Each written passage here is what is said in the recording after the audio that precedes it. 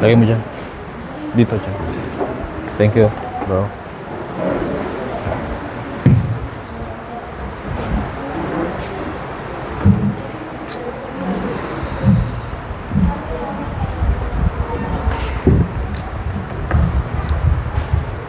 Magandang umaga sa lahat. Good morning. Ayan, may buntag sa mga Bisaya, ha? Ayan, may buntag sa mga Bisaya. Okay, so andito tayo sa ating anniversary month. Amen. 39 na po ang church na to at marami pa rin tayong mga founder na makita dito. So yung mga nauna dito, so andito pa rin. So praise the Lord. Ganun ka-faithful si Lord sa church na to. Amen. No? So, ngayon ay ang series natin is related sa team natin which is from strength to strength. Okay? Sa kabutihan ni Lord, sa grasya ni Lord, ang unstoppable growth ng church simula nung una. Okay? And another thing, i-welcome din pala natin si Pastor Moses and his wife, si Ma'am Regine. Ayan, so welcome natin sila. Sila ang ating bagong makakasama sa church. Wow! Blessed tayo. Daming pastor, no? Amen. Praise the Lord. So, sina Pastor Moses ay nakausap ko nung Monday. At sabi ko, Pas, kailangan namin ng worship pastor dito sa church. Ayan. So, si Pastor ay nag-confirm sa kanya, sa spirit nila. Kasi, tanghali ko sila chinat. Umaga, nag-uusap sila ng wife niya at tinatanong niya yung wife niya kung saan yung strength niya. And so, doon niya nakita na sa music. So, nung nag-usap kami, yun nga. Okay? So, si pastor ay lagpas 10 taon na pastor. Okay? Isa siya sa nag-head pastor din sa Pilar. So, alam niyo yung Pilar? Isa siya sa pastor before doon. And then sa Tagaytay, kung saan ako galing nag-intern, nanggaling din siya doon. So, parang nagsusunod-sunod lang kami dalawa, no? Okay, magkasama kami dito. And then, 10 taon pa sa Iligan. 10 years sa Iligan. Imagine mo yun, no? Nag-serve kay Lord doon. Amen. So, kaya we are blessed na dagdag. 3 na ang poging pastor dito. Pastor Jun, pinaka-leader ng poging pastor natin. Ayan. Second lang ako. And then kami, no? Ni Pastor. And 4 lahat kasama si Jomar, student pastor natin. Okay? So, blessed ang church na to na maraming lingkod ni Lord at madadagdagan pa. Amen. Okay? So, patuloy tayo, lumapit kay Lord sa ginagawa niya sa bawat isa. And si Lord ay nangungusap sa bawat isa. Siguro, ang iba dyan ay mabigat yung kalooban, may mga dalang kanya-kanyang problema. Isuko po natin yan kay Lord. Amen. Tapikin mo yung katabi mo, sabihin mo, isuko mo yan kay Lord. Iwanan mo yan kay Lord. Sabihin mo, iwanan mo yan kay Lord. Okay? Karamihan sa atin, pag nagsisimba tayo, ang sinasabi ng mga tao ay, kalimutan niyo muna yung problema niyo. Huwag niyo muna, mag-focus kay Lord. Ako, hindi ko kayo utusang kalimutan. Ang iutos ko sa inyo, isuko niyo kay Lord. Amen? Amen? So, pagka nandito kayo sa church, para kayong may dalang malaking bag at ibinibigay nyo kay Lord yung problema nyo. Lord, sa'yo na itong problema ko. Okay? At pag uwi mo, wag mo nang dalhin. Ha? Kasi karamihan pagkita ko, hindi sinusuko sa altar yung problema nila. Iniiwan lang sa labas. Kaya pag uwi, hanapin niya yung problema. Asa yung problema? Eto. Uwi na siya. Dala na naman niya yung problema niya. Amen? Sabihan mo yung nasa likod mo, iwanan mo na ang problema mo kay Lord. Amen. Okay? Huwag mo nang dalhin. Okay? Kasi ang problema, every day may bago. Every week may bago. Kaya nga may linggo, magsamba kay Lord para meron kang time na iwanan kay Lord. Lahat ng yan. Kasi sabi niya, cast all your cares upon me, for I care for you. Ihagis mo sa akin ang problema mo kasi may care ako sa iyo. Okay? Pinapansin kita. Importante ka sa akin. Amen. Amen? Okay? So, isa yan na reminder sa atin. And so, ngayon, ang pag-uusapan natin ay nasa Nehemiah chapter 7. Tuloy-tuloy pa rin yung Nehemiah natin. while talking sa anniversary natin. Okay? So ngayon, hindi lang 3 pastor maririnig nyo. 4 na. Andiyan na si Pastor Moses. So marami na kayong iba-ibang maririnig na Word of God. Iba-ibang personality ng nagsisermon. Kagaya ng Bible, ang Bible po, alam nyo ba na iba-ibang personality ang nagsulat nito? Yun yung kaibahan natin sa Quran. Ang Quran po, isang personality lang. From start hanggang matapos, isang way lang ng pagkikwento. Pero ang Bible natin, makita mo yung personalidad ni Peter, makita mo yung personalidad ni Juan. Iba-iba sila na nagkikwento sa kabutihan ni Lord at sa turo ni Lord. Nire-respeto po ni God ang personalidad ng bawat isa. Amen? Hindi sinabi ni God na dapat pare-parehas kayo lahat ng pagkasulat. Hindi ganun. Unique po ang pagkasulat ng Salmo, unique ang pagkasulat ng Pedro, unique ang pagkasulat ng Juan. Ibig sabihin, unique po sila na mga author at kaya unique din po yung Word of God natin. Amen? Okay, kaya 4 kami tatay dito, hindi nyo kami kailangang ipagkumpara-kumpara. Ay, gusto ko si ano, ay, gusto ko si ano. Hindi po yan. Iba-iba po ang aming strength, iba-iba po ang aming pagsisermon, at lahat ng yan ay ginagamit ni Lord. Amen? Amen? Sabihan mo yung katabi mo, huwag kang mangkumpara. Masama yun. Okay? Ang comparison is hindi maganda. Sino dito palaging nakukumpara sa mga kapatid nila? Palagi kang kinukumpara sa kapatid mo. Pagka nagkamali ka, ikukumpara ka sa kapatid mo. Ba't di mo gayahin si kuya mo or si ate mo? Okay? So may mga ganon, wag nating dalhin sa simbahan yon. Na tayo din, palagi natin ikumpara. Okay? Tayo ay nagpapadami ng pastor, hindi para maging divided tayo, na maging 4 na grupo yung church natin. Amen? Isang grupo lang tayo na maraming mag-aalaga sa atin, maraming magdi-disciple, maraming magli-lead. Okay? Hindi po tayo 4 na grupo dahil 4 yung pastor. Ha? Malinaw? Amen?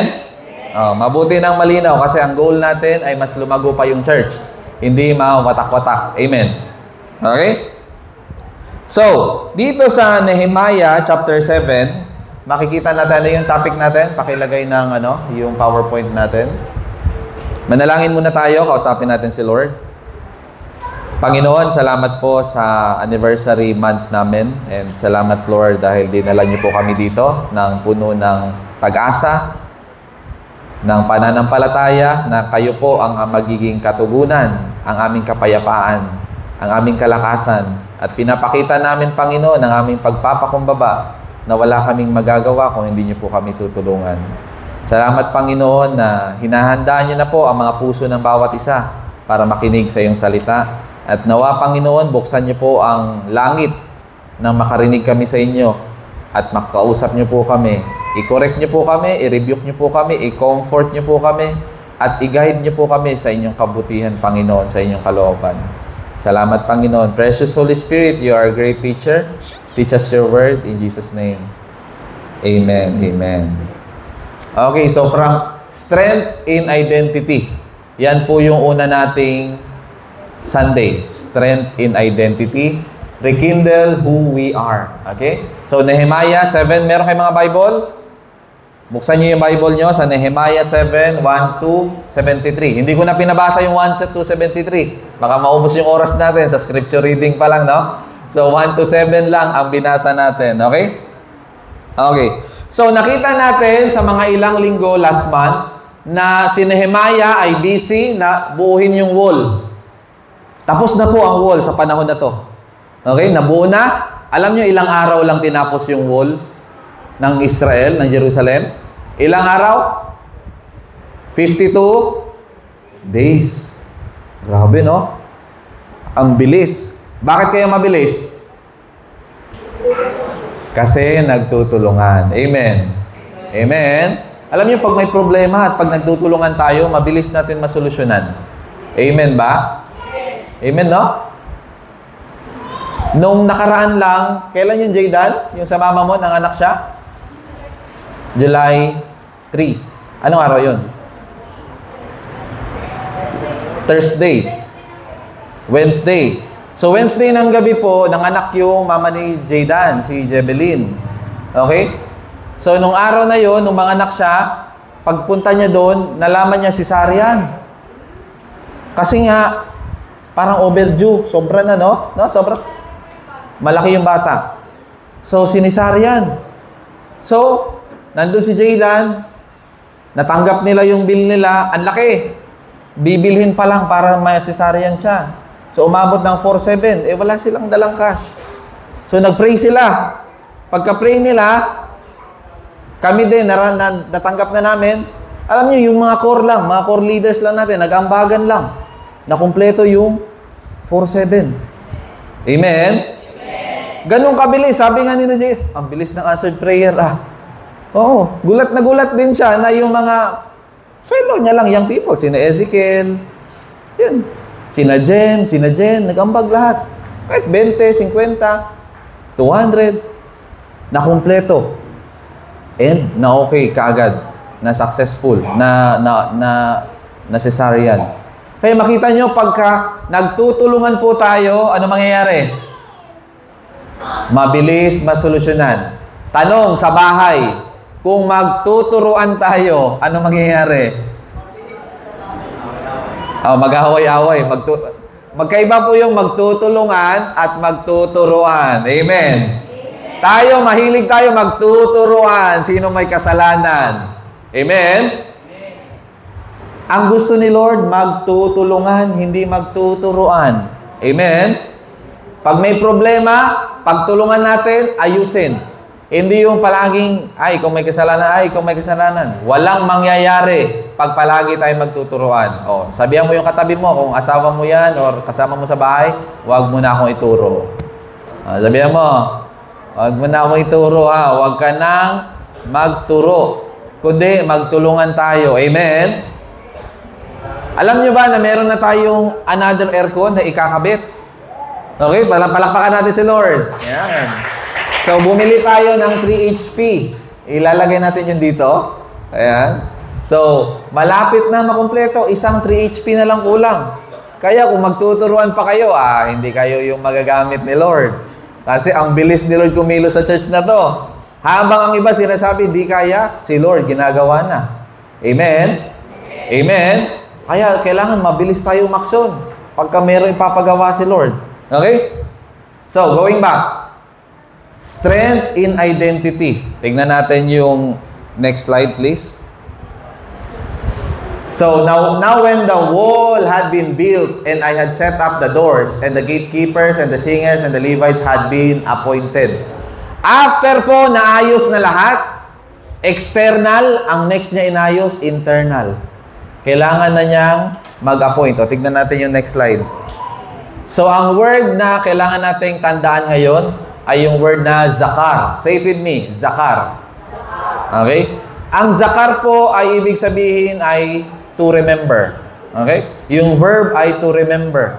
Maalala. Amen? Sino malilimutin dito? Sige nga, tanungin mo yung katabi mo sa kaliwa, malilimutin ka ba? Alam ko marami malilimutin pagdating sa utang, no? Nakakalimot tayo. Pero, pag nakikita na natin yung inutanan, naalala natin. Kaya iilag tayo, huwag mo na dyan. Amen?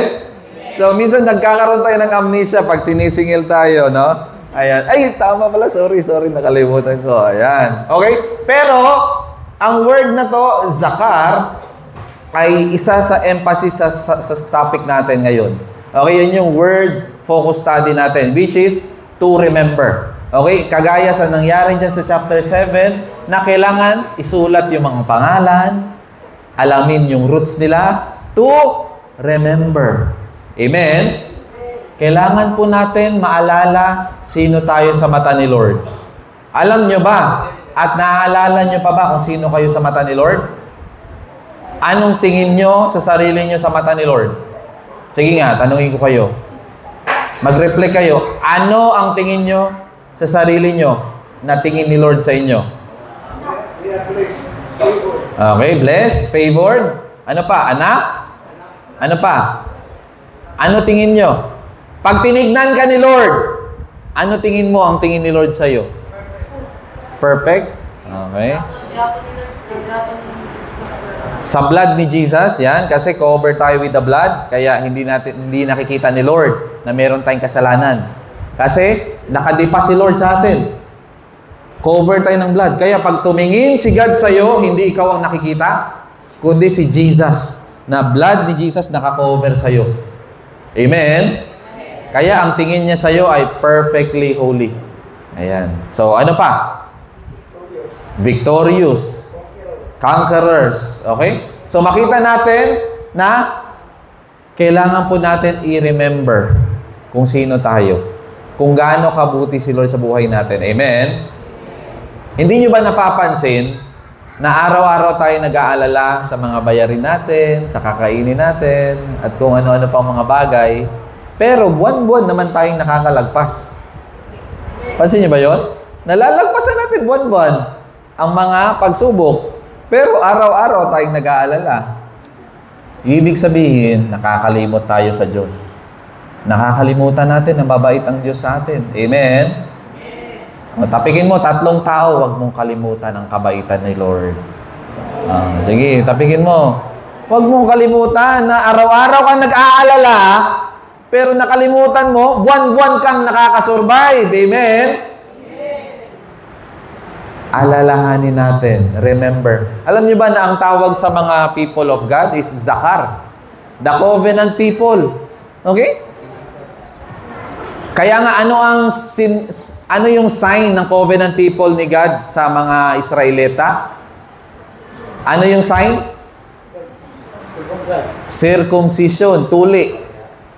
Okay, circumcision po ang sign kay Abraham. Nung si Abraham may covenant kay God, sinircumcise po si Abraham. Kasi yung genital ng lalaki, okay, yung ari po ng lalaki, ang Hebrew word po niyan ay zakar. Yan. Zakar po ang tawag dyan. Kasi, ang noun niyan ay to borahol, pero ang verb niyan, okay, ang verb niyan is to remember. Alalahanin mo. Kaya, kada ang mga Hudyo, titingin sila sa circumcision nila, maalala nila na they are chosen people of God. Amen? Kaya sa World War II, sa panahon ni Hitler, ang dali ites kung sino yung mga Hudyo. Di ba, pinatay niya ilang milyon? 3, no? 3 million Jews pinatay. Alam nyo, paano sila? Pinapila lang ng mahaba. Hubad nyo yung shirt nyo. Pag nakitang tuli, patay. Kasi ang mga Hudyo lang po sa panahon na yun, ang ginagawa yun. Kasi yun yung sign ng covenant nila, to remember.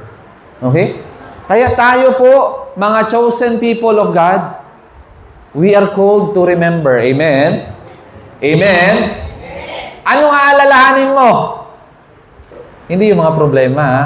Malakas natin mag-remember ng mga sama ng loob. O, sino dito malakas mag-alala ng mga nakasakit sa'yo? Amen? O, sabihan mo yung nasa harap mo. Kalimutan mo na yung mga nananakit sa'yo. Sige, tapikin mo. Kalimutan mo na yung mga nananakit sa'yo. Kailangan ang i-remember mo yung magaganda. Amen? Kasi kung ikaw magaganda ang nire-remember mo, gagaan ang iyong buhay.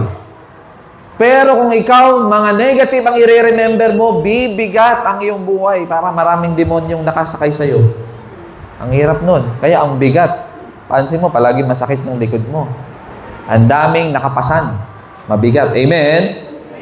Kaya, anong iaalala mo? Yung magagandang bagay na ginawa ni Lord.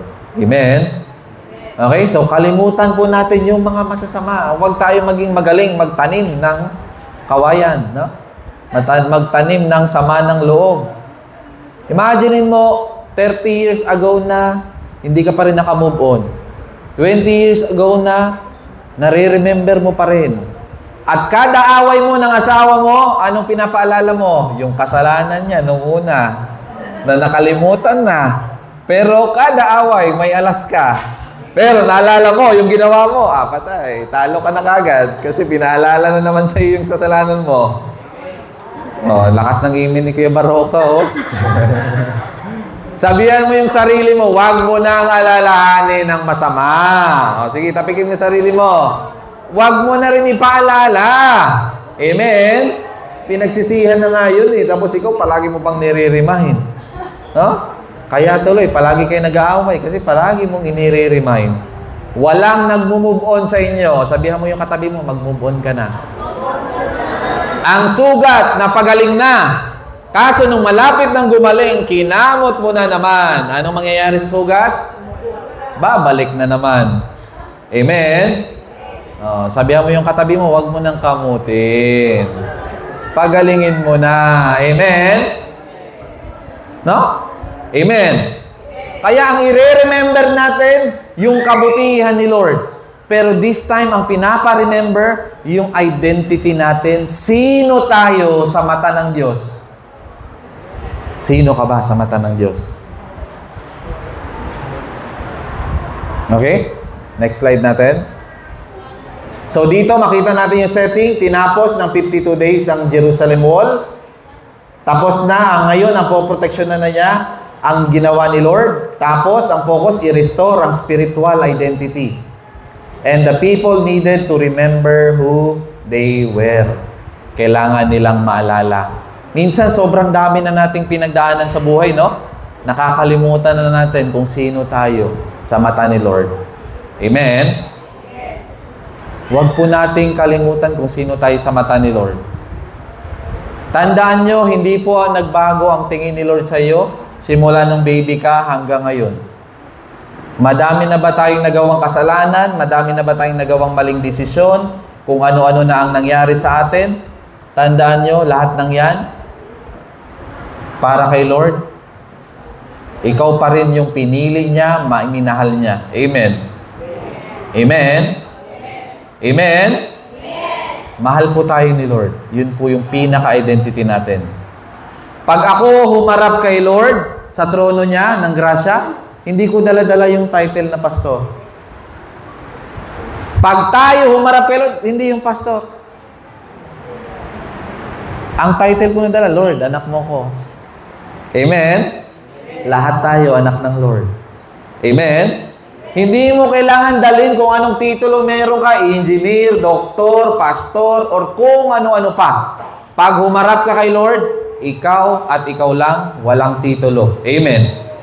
Amen? Pantay-pantay po ang tingin ni Lord sa atin. Huwag natin ibase yung tingin ni Lord sa atin sa mga ginagawa natin. Sa success natin or sa failure natin. Failure ako, Lord. Sorry, Lord. Hindi po doon nakatingin si Lord sa failure natin. At hindi rin si Lord nakatingin sa success natin. Amen? Hindi sa ginagawa mo, kundi sa choice ni Lord kung sino tayo. Amen? Ganun po ang pagtingin ni Lord sa atin. Mahal niya po tayo. Sabihan mo yung katabi mo, mahal ka ni Lord. Ha? Mahal tayo ni Lord. Amen? Ang tingin ni Lord sa iyo ay hindi nagbabago. At hindi po judger si Lord. Amen? No? So, may kilala ka bang judgmental? Si Lord po, hindi judgmental. Amen? Ang church na to ay walang judgmental sa church na to. Amen? Parang hindi kayo naniniwala. Ulitin ko, ang church na to ay walang judgmental. Parang ayaw nyo pa rin. Lakasan nyo kung ang church na to ay walang judgmental. Ayan, very good. Marami nga. At naniniwala na walang judgmental. Amen. No? Kasi bago ka mag-judge sa katabi mo kung anong nangyari sa buhay niya, ang sabi ni Jesus, sino ang walang kasalanan? Siya ang humagis sa bato. Siya ang mag-judge kung sino yung walang nagawang mali. O, tanong, meron ba dito walang nagawang mali? Meron ba? Lahat tayo. Kaya lahat tayo walang karapatang mag-judge. Amen? O, sabihan mo yung kaliwat kanan mo, wala kang karapatan mag-judge. Ha? Wala kang karapatang mag-judge. Kung ano man ang nangyari sa mga kasama natin sa church, wala tayong karapatang humusga. Kasi kanya-kanya tayo may mga kahinaan. Amen? No? Bago ka mang puna sa iba, siguraduhin mo yung sarili mo, walang kapuna-puna. Amen? Kasi sabi ni Jesus, kung ano yung sukatan na gagamitin mo sa kapwa mo, yan din yung sukatan na gagamitin ko sa iyo. Amen? Yung tao na may utang sa master niya na 10,000 na dinari, na sobrang laking halaga ng panahon na yon, pinatawad ng master. Ngayon, itong may pagkakautang, nakahanap siya ng mas maliit sa kanya, na may utang sa kanya, na 10 dinari lang. Maliit lang yung utang sa kanya. Piniga niya, akin na, bayaran mo na ako. Alam niyo anong ginawa ni master nung nalaman na siya namiga ng iba? Siya, pinatawad siya sa 10,000 dinari na utang niya. Ay, nagalit yung master. Siningil din siya. Kung paano siya namiga, piniga din siya. Amen? Oh, sabihan mo yung katabi mo, huwag kang mamiga, baka pigain ka rin. Ha? Amen? Huwag mong gawin sa iba yung ayaw mong gawin sa'yo. Kaya ang sabi, blessed are the merciful, for they shall be shown mercy. Kung maawain ka, papakitaan ka rin ng awa pag ikaw nangailangan ng awa. Amen? Oh, sabihan mo yung nasa likod mo, maging maawain ka. Ha? Kung ikaw ay malakas mag-judge, alam mo na anong mangyayari sa'yo. I-judge ka rin. Amen? Okay? So, babalik lang sa atin yung panukat na gamit natin. Okay? So, always remember, dito sa Zakar, ang kailangan nating alalahanin yung identity po natin sa Panginoon. Na siya, ang tingin niya sa atin ay same lang. Amen? Pag may hawak akong 1,000 dito, at niyumot-yumot ko, 1,000 pa rin yun. Tama? Tama? Mabibili pa rin, no? Pag inapakan ko, mabibili ko pa rin, no? Pag nabasa, waterproof na po ang 1,000 ngayon. Kaya mabibili pa rin. Tama? Oh, polymer na yung banknote ngayon eh. Ganon din yung buhay natin. Ano man ang nangyari sa buhay mo, ikaw pa rin yun. May value ka pa rin sa mata ni Lord. Amen? Minsan lang tayo mga tao, ang napapansin lang natin yung kagaya nito. Merong bulaklak na maganda. Ayan. Sabi, uy, ang ganda. Sa lahat ng halaman, ito yung mapupuri mo, namumulaklak. Minsan ang tao nakakapansin lang pag ikaw ay may bunga, may resulta. Amen? Pero si Lord, may bunga ka o wala, walang problema kay Lord. Mahal ka niya, pinili ka niya. Bonus na kung magkabunga. Amen? Amen? Si Lord po, ganun po yung tingin niya sa atin. At alam nyo, ang good news, kung marami kang problema, part ng buhay yan. Para maging makulay ang buhay mo. Gusto mo ba na wala kang problema? Sino dito gusto walang problema? Diba parang boring na buhay yun? Tama, hindi? Tama. Kaya pag wala kang problema, anong ginagawa mo? Gumagawa ka ng problema. Sabi nga dun sa isang post, ang asawang babae ang nagpapakalma sa asawa niyang lalaki. Okay? Ganun kalakas sa mga babae, kaya nilang pakalmahin yung asawa nilang lalaki. At ang asawang babae, sila din ang gumugulo pag kalmado ang kanilang asawang lalaki. Pantay, taga-kalma at taga-gulo. Pwede. Okay? Amen? So, ang buhay natin, merong kulay itim, merong kulay blue, merong kulay white, iba-ibang kulay. Pero ang kalabasan niyan ay maganda. Amen? No? Tignan nyo to. May pakita ko sa inyo. Ayan. Maganda ba? Iba-ibang kulay, no?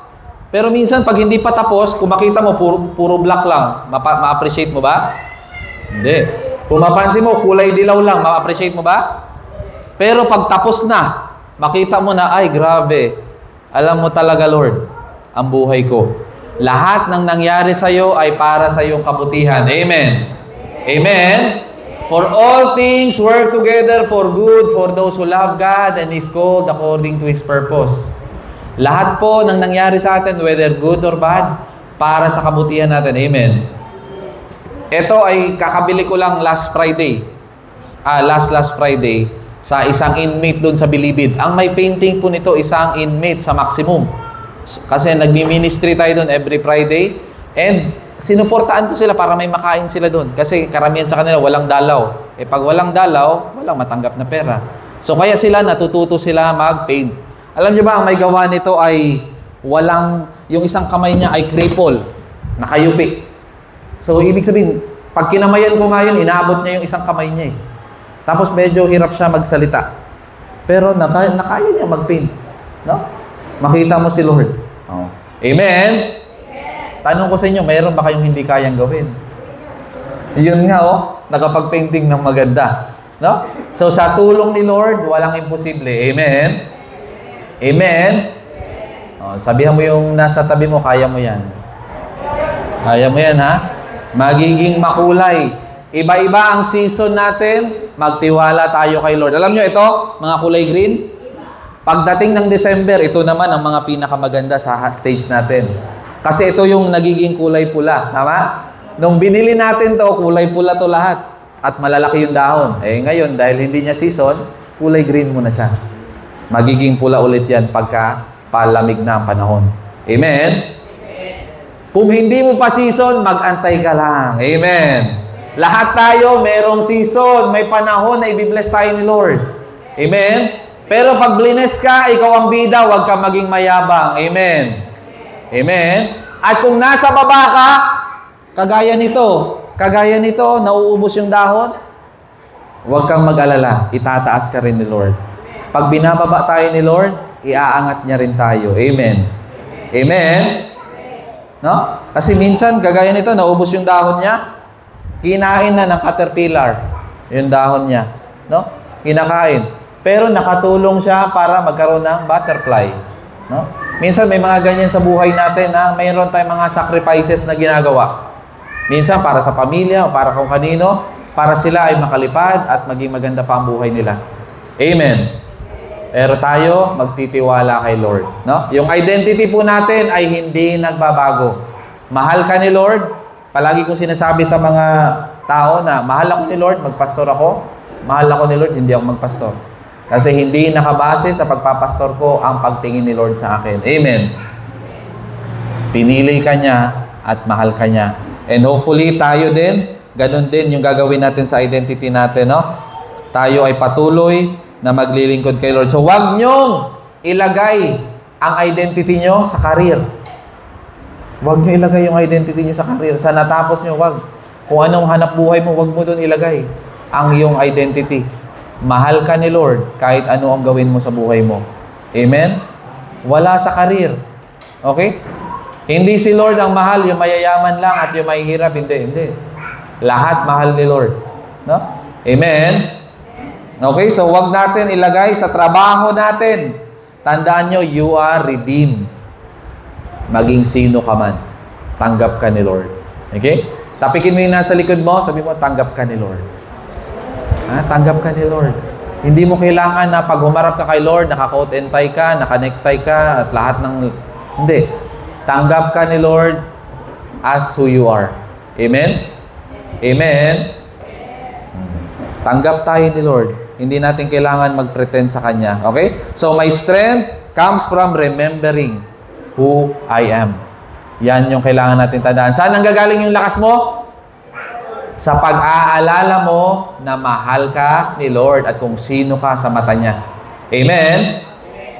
Pag alam mo na mahal ka ni Lord at walang makakabago doon, magiging mas faithful ka pa kay Lord. Magiging solid pa. Nung naintindihan ko yung pag-ibig ng Lord sa akin, hindi naman fully, pero mga young people ako, mga 18. Doon ako, nag-surrender talaga totally kay Lord. Kaya nakapag-decide ako magpastor. Kasi sobrang love pala ako ni Lord na kahit anong gawin ko, walang makakapigil sa pagmamahal niya. Okay? Ano sabi niya? Neither angels nor demons can separate me from the love of God. Nor heaven nor hell, nor powers from above, powers from below can separate me from the love of God. Wala pong makakapaghiwalay sa atin. Kaya yung kanta kanina, no? Surround me with your love. No? Amen? Wala pong makakapaglayo sa atin kay Lord. Tandaan nyo palagi, pag ikaw ay bumitaw kay Lord, si Lord ay nakahawak pa rin sa'yo. Ang tawag doon sa kanila, yung Roman handshake. Pag nagkamayan yung mga Romano noong unang panahon, ay ganito. At pag bumitaw yung isa, hawak-hawak pa rin. So tayo, akala mo, ay, ang layo ko na kay Lord kasi bumitaw na ako sa Kanya. Hawak-hawak ka pa rin ni Lord. Amen? Amen? Tapikin mo yung kaliwat kanan mo, sabihin mo, hawak-hawak ka pa rin ni Lord. Ha? Hindi ka nakalayo. Akala mo nakalayo ka na. Akala mo lang yun. Amen. Anong sabi ni Jesus? Whoever God the Father gives me, no one can snatch them away from me. Walang makakanakaw sa kanila sa kamay ko. Imagine mo, ang lakas kaya humawak ni Jesus. Pag si Jesus may kapit sa'yo, hindi bibitaw yan. Amen? Kaya, kapit lang. Amen. Sabihan mo yung sarili mo, kapit lang. Tapikin mo sarili mo, kapit lang. Huwag kang sumuko, kapit lang. Okay? Huwag kang sumuko, kapit lang. Okay, pangalawa, na ma-remember natin dito, God organizes His people for order and purpose. Nehemiah 7:1-3. So dito makita natin, tuloy mo sa next. Tuloy mo lang. Next.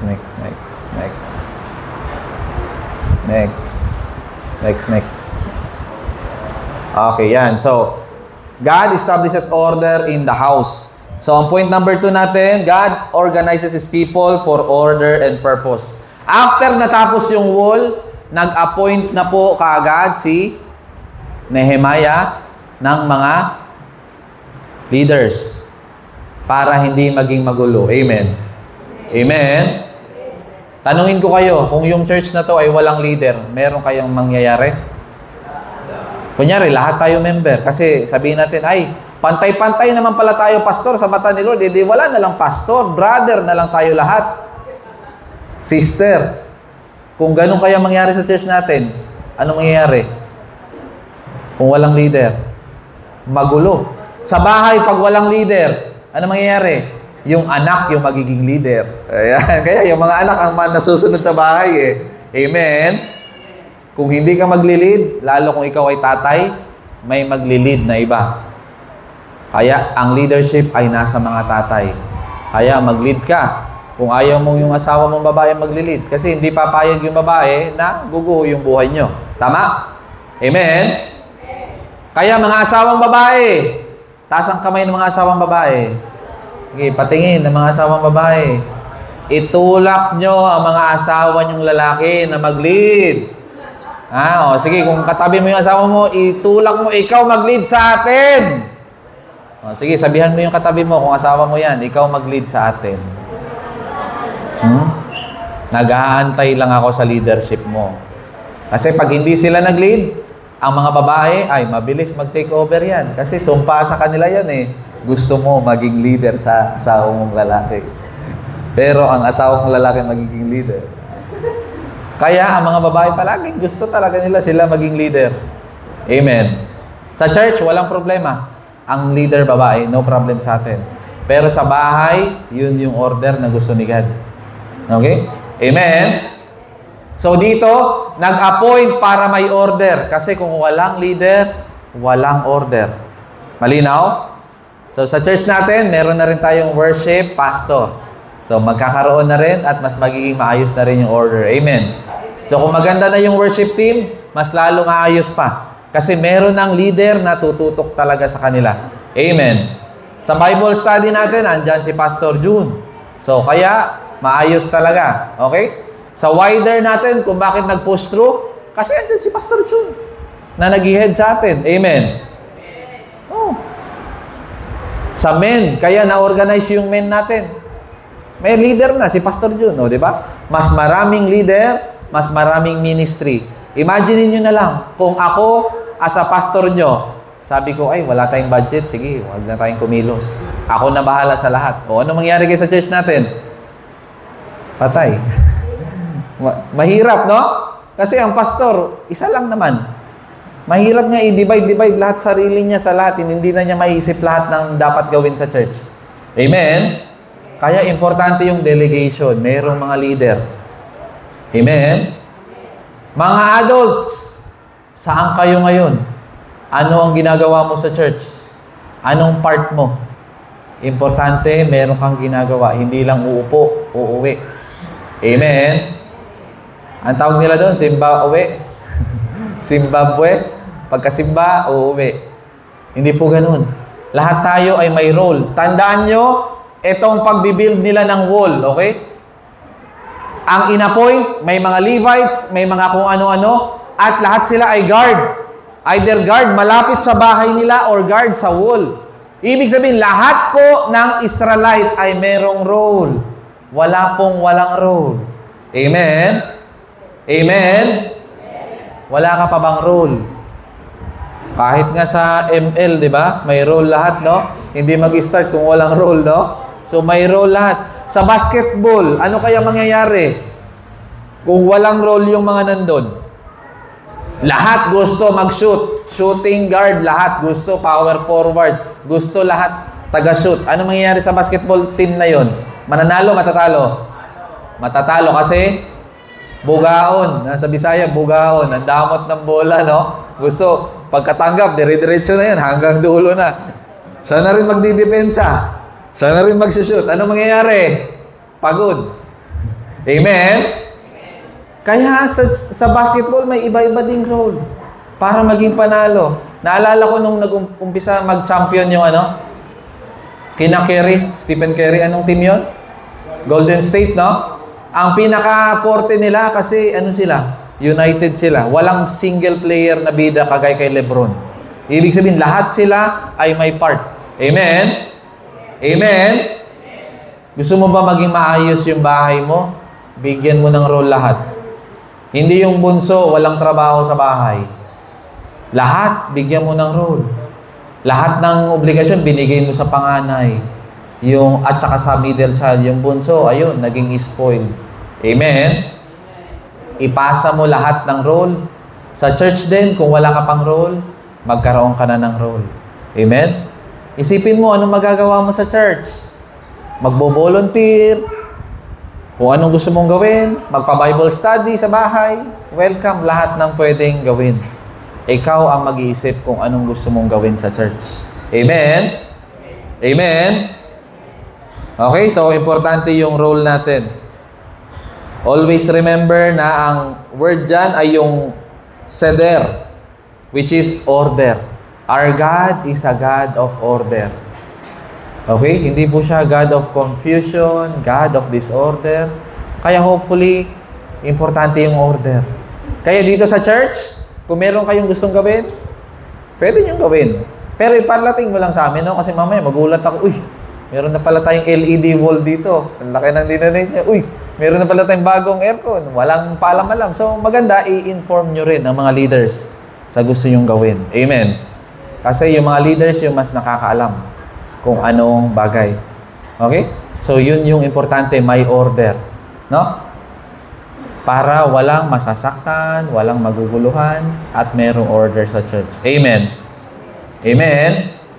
Yan po yung message natin sa araw na to. Na i-remember natin yung identity natin kay Lord, at i-remember din natin na yung order ay importante din. Kagaya kay Nehemiah, after naayos lahat, inayos din yung order. Amen? Tayo po tayo. Kausapin natin si Lord. Anong part ng buhay mo ngayon nang walang order? Financial mo ba? Ang gulo-gulo. Kung hindi mo alam saan napupunta ang pera mo, ibig sabihin may problema ka sa financial. Kasi kailangan alam mo saan lahat pumupunta. Lumalabas ang pera mo. Importante yung order sa finance. Importante din yung order sa bahay mo. Saan ba yung mga anak mo? Alam mo ba saan nagpupunta yan? Ano bang ginagawa nila sa school? Tinatanong mo pa ba yan? Pag nasa school yan, baka hindi mo alam, puro cutting na lang pala pinagagawa niyan. Jowa na lang pala, wala na palang pinapasang assignment yan. Amen? Kausapin natin si Lord. Thank you, Jesus. Thank you, Jesus.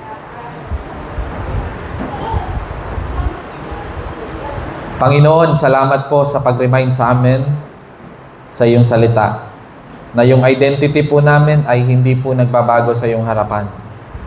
Na before the foundation of the world was created, you have chosen us to be your children, Panginoon. Pinili niyo na po kami, Panginoon, hindi pa kami pinanganak. Before we were even conceived sa mga magulang namin, ay nasa isip niyo na po kami, Panginoon. And so, salamat, Panginoon, na we are grateful that you have chosen us. Hindi namin deserve, kaya palagi kaming lumalapit sa iyo sa trono ng grasya mo, Panginoon. Salamat, Panginoon, na pinili nyo kami. And even, Lord, sa church na binibigyan mo ng system, ng structure, ng order, salamat, Panginoon, na dahan-dahan mong inire-ready yung church namin na mas lumago pa, mas lumaki pa, Panginoon, dahil sa nabibuild namin na system, Lord. At sa mga anak mo, Panginoon, kung merong disorder pa sa pamamahay nila, kung ang bahay nila ay parang dinaanan ng bagyo, ang gulo, ang dumi, dahil walang order, Panginoon, I pray na ikaw po ang magbigay sa kanila ng wisdom paano magkaroon ng order. Na hindi sila palaging high blood, kakautos kung sino maglilinis, magwawalis, maghuhugas ng pinggan, at magme-maintain sa bahay na malinis. I pray, Lord, na bigyan niyo po sila ng wisdom paano magkaroon ng order sa kanilang personal na buhay, sa kanilang pinansyal na buhay, at sa mga bagay na gusto nilang makamit, Panginoon. And even sa church, Lord, tulungan niyo po sila kung saan nila gusto maglingkod sa inyo, Panginoon. Salamat, Lord, sa iyong salita na buhay na nangungusap sa amin. Lahat ng papuri, pasasalamat sa iyo lamang. Lahat ng ito hinihiling namin sa pangalan ni Jesus na aming Diyos at tagapagligtas. Amen. Amen. Palakpakan natin ang Panginoon at maaari na po tayong makaupo.